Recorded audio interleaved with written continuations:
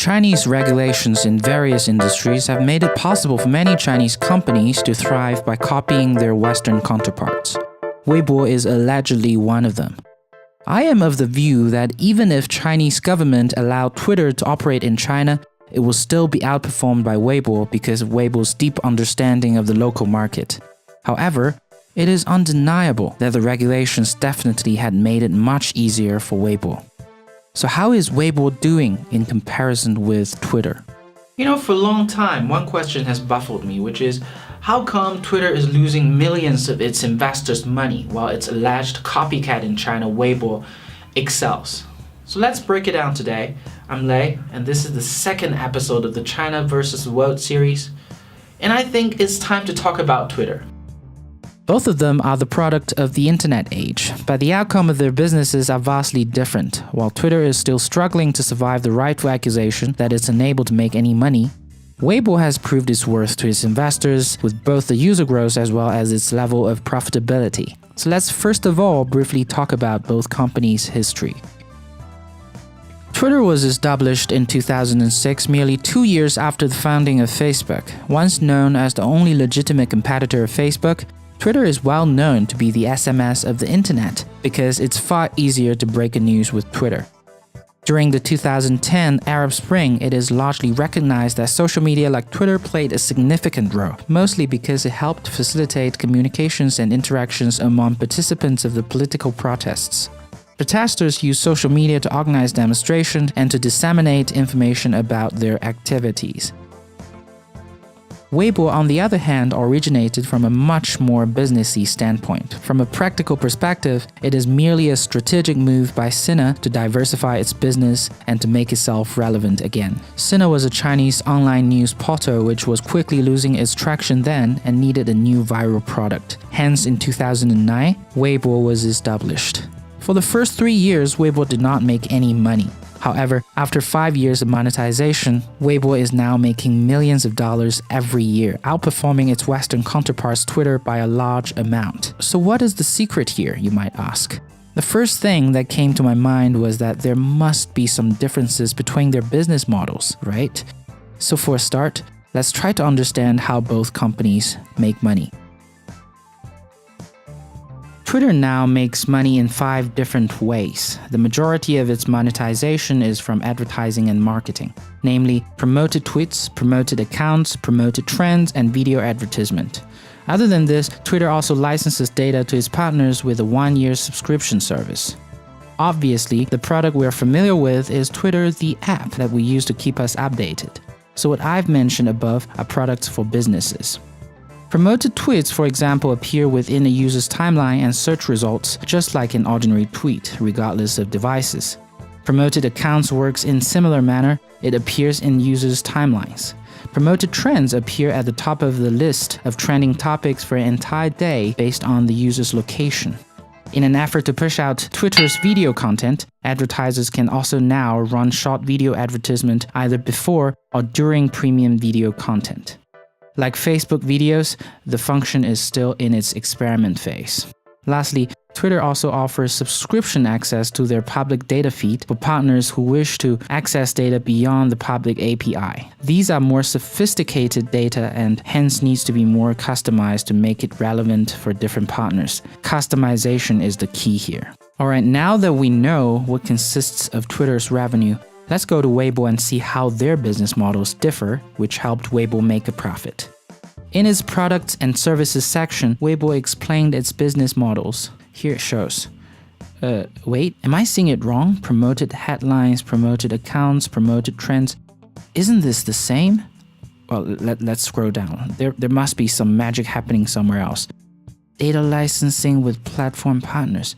This is the same for Twitter. Alright, it is pretty clear after I finished reading both of the reports that in terms of business models, they are pretty much the same, mostly making money with promoted content. So the key differentiator here are in the details. 5 key points I found to be exact after reading the whole report. Let me break it down now. Firstly, Twitter's large geographical span makes it harder to make money. Let me explain. Both Weibo and Twitter has a little over 300 million monthly active users. For Weibo, All of its users are in China. However, for Twitter, 67 million of its users live in America, whereas the rest live all over the world, which amounts to 252 million monthly average users as of 2016. This means Twitter has to abide by different regulations in different countries, follow different cultural customs, work in different languages, build up separate operational networks, and so on.